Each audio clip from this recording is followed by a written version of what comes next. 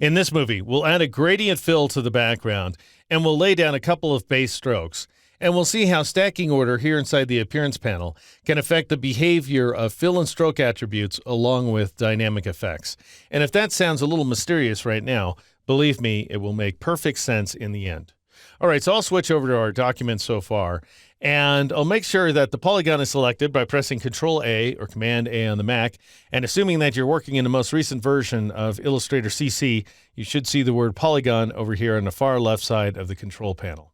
All right, now our first step is going to be to build a gradient fill, and things are just going to work out better if we're working in the CMYK color space. And so I'm going to go up to the File menu, choose Document Color Mode, and then choose CMYK Color. All right, now what you want to do is make sure your fill is active by clicking on the fill item here inside the appearance panel, and then you want to go up to the window menu and choose Gradient to bring up the gradient panel.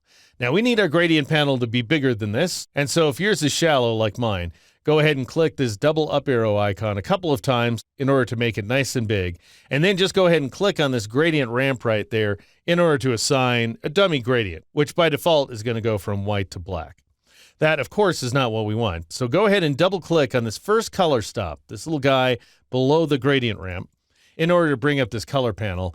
And as opposed to viewing swatches, we want to see colors. So go ahead and click on this little palette icon. And then click on this flyout menu icon right there and switch to CMYK. And that'll give you the cyan, magenta, yellow, and black sliders. All right, we want the first one, C, to be 0, so leave it that way. And then we're going to change magenta to 85%. Tab to yellow and change it to 100%, and then tab to black and change it to 35%, like so. All right, now this last guy is currently black. We don't really want that, but I can't get rid of it yet because you have to have at least 2 color stops. So what you want to do, just for the sake of efficiency here, is Alt or Option drag this first color stop like so, and that'll make a duplicate of it. Then you can grab this black color stop and drag it downward to get rid of it. All right, now drag this guy all the way over to the right-hand side and double-click on it to once again bring up the CMYK values. Because we copied the first guy, our magenta and yellow values are just fine. All you need to do is crank the K value up to 100%. And that way, we're mixing 100% black ink along with 100% yellow and 85% magenta, which means we have a total of 285% ink, which is about as much as you want, and gives us this nice, rich, dark brown over here on the right-hand side of each one of the hexagons. All right, now we want to make a duplicate of this guy, so go ahead and Alt or Option drag it over to the left, and we're looking for a location value of 50%, so go ahead and enter that, and then double-click on this middle color stop, leave the magenta and yellow values alone once again, and change that K value, which represents black, to 75%, and press the Enter key or the Return key on the Mac to accept that change. All right, this is the gradient we're looking for, but we need to make one more modification, and that's to change the type from linear to radial, which gives us this effect here. All right, now we need to add a couple of strokes, so go ahead and click on the stroke item here inside the appearance panel, and we need a little bit more room to work, so go ahead and collapse that gradient panel once again, or better still, just go ahead and switch back to the stroke panel. And now I'm going to crank up this line weight value to 28 points in order to create these very thick strokes here. But this is not the color I'm looking for. You can click on this little color swatch there if you want to select a predefined color from your swatches panel. But that's not what we want to do. We want to dial in our own color. And so notice when I hover over this swatch up here, it tells me to hold the Shift key to bring up an alternate color UI. And that's what I want. So I'll go ahead and click in order to make that one go away, and Shift click in order to bring up my CMYK values. And I'm going to change the C value to 0. I'm going to change the magenta value, once again, to 85%, take the yellow value up to 100%, and take that black value up to 100% as well. So we're dialing in that rich, deep brown. All right, now we want to create another stroke, and you can do that by clicking on the Add New Stroke icon in the bottom left corner of the Appearance panel, or you can press Control-Alt/ or Command-Option/ on the Mac.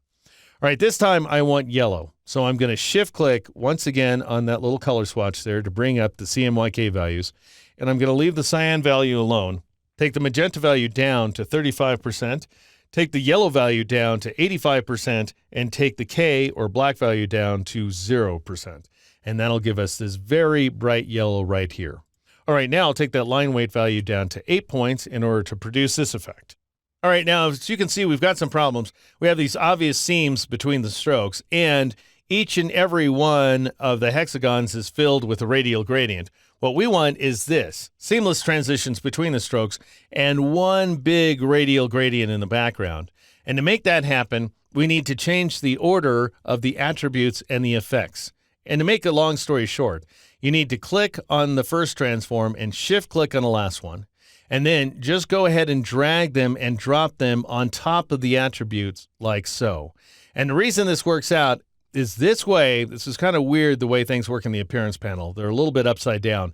This guy right here, if you click on it, he represents the very first transform effect we applied. And so rather than the first stuff being at the bottom, the first stuff is at the top. And so what's happening here as a result of dragging these effects to the top is that we're applying the effects first, and then we're adding the fill and stroke attributes, which is why before we had this effect, and now we have this one, where all the strokes are working out seamlessly. All right, the last thing I want you to do is to go up to the window menu and choose the transform command to bring up the transform panel. And assuming you're working in the most recent version of Illustrator CC, then you'll have the option of changing the corner radius right here.